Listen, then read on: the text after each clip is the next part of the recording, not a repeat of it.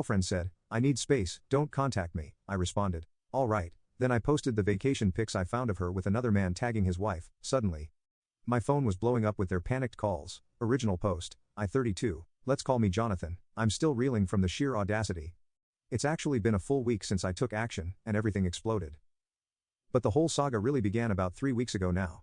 That's when my girlfriend Nicole, 29F, hit me with the "I need space" bombshell via text. Of course, we'd been together 3 years, living in my house, my name, my mortgage for the last 18 months. Things felt a bit distant, sure.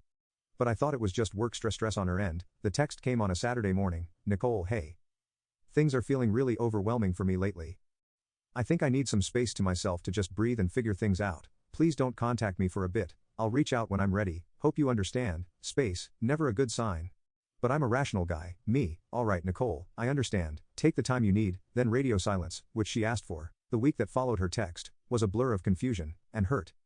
I replayed everything, wondering what I'd missed. Fast forward to Friday, February 7th, a week before I'm writing this initial post. I was mindlessly scrolling Facebook, and a post from a mutual acquaintance pops up, a surprise romantic getaway album, and there's Nicole looking far too happy and cozy with Brandon 35M. A married colleague of hers, champagne, hand-holding on the beach, the works. The dates lined up perfectly with her need for space. My stomach churned. Space was a cover for a secret trip with a married man. She hadn't just lied, she'd orchestrated this, expecting me to be none the wiser. The initial sting of betrayal quickly morphed into a cold, calculated anger. She wanted a consequence-free fling, keeping me as her backup plan in my own home. "No, not happening. You want space," Nicole granted, and Brandon's wife, Rachel.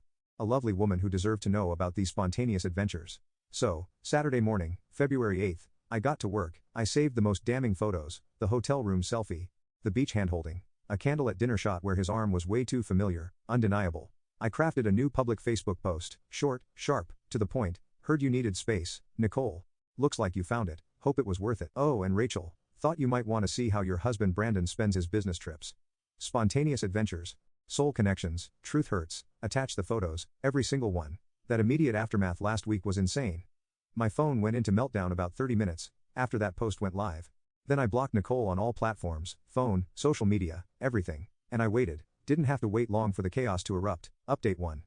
My phone went into meltdown about 30 minutes after that post went live on Saturday, February 8th. Non-stop calls, texts, DMs from numbers I didn't recognize. It was glorious chaos. First, Brandon, pure panic. "Brandon, Jonathan, what the heck, take that down. Now you have no idea what you're doing. Jonathan, I'm serious. This is my life, my marriage. Take it down.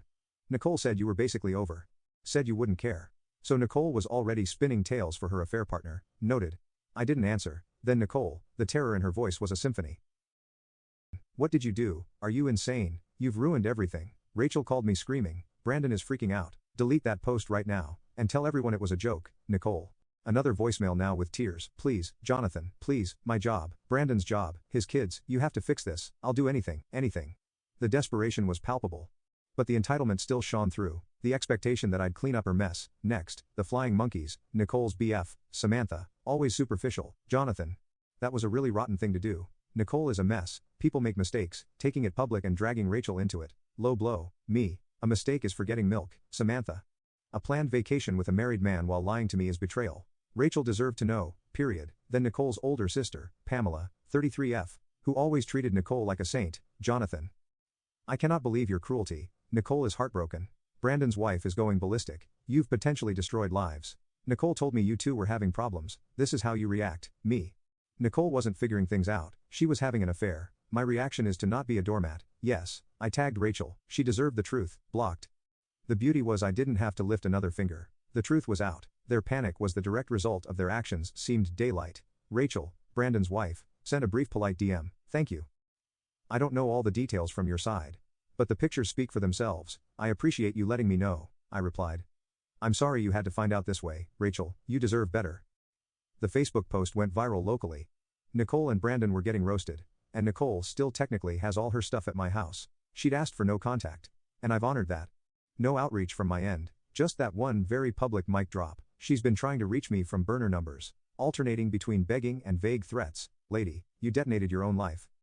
I changed the locks on Monday, February 10th, simple, effective. She hasn't tried to come back yet. Probably holed up somewhere attempting damage control. Good luck with that. Let's see what happens when she finally surfaces for her belongings, or when Rachel makes her next move. This isn't over. Update 2. The past couple of weeks have been a masterclass in escalating entitlement from Nicole and her enablers. But the consequences are hitting them hard, the attempted siege. So, about 5 days after the post, which was Saturday, February 8th, on Thursday evening, February 13th, my doorbell camera pings. It's Nicole looking like she's been through a ringer, tries her old key. No dice, tries the smart lock, access denied, then the banging starts, full on pounding, Nicole yelling through the door, "Jonathan, I know you're in there. Open this door, this is my home too. I have rights." I watched on the camera, silent, her rights to my solely owned house vanished with her space trip. After more yelling and some tears, her